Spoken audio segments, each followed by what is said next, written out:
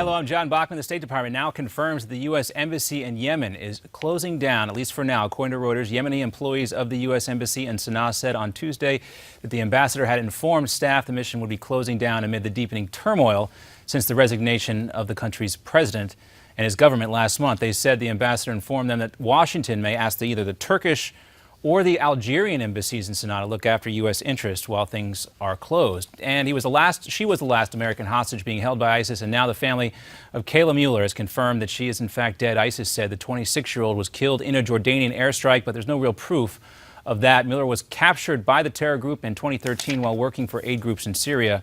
Her family was contacted via email by ISIS over the weekend, including pictures with confirmation of her death. Well, prosecutors in Virginia have now officially filed new murder charges in the case of the University of Virginia student Hannah Graham. Jesse Matthew Jr.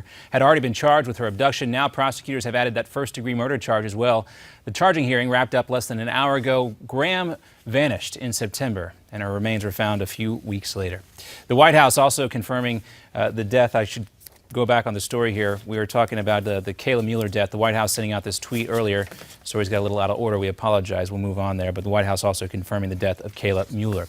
Also, the so-called cyber caliphate is back at it. This time, the target appears to be Newsweek. The magazine's Twitter account fell victim to the Islam-inspired hackers. They posted an image of the militants' kerchief-covered heads and the words "Je suis IS," a dual reference to the Islamic State, and the French magazine Charlie Hebdo.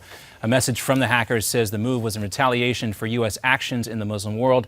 This same group claimed responsibility for a recent intrusion of the Twitter feed from U.S. Central Command. And the tying the knot tug-of-war continues in Alabama. Some state judges are refusing to issue same-sex marriage licenses despite a federal judge's ruling, a decision that's not sitting well with some gay couples. Actually, there's just absolutely no reason for this. No reason. I should already be home celebrating.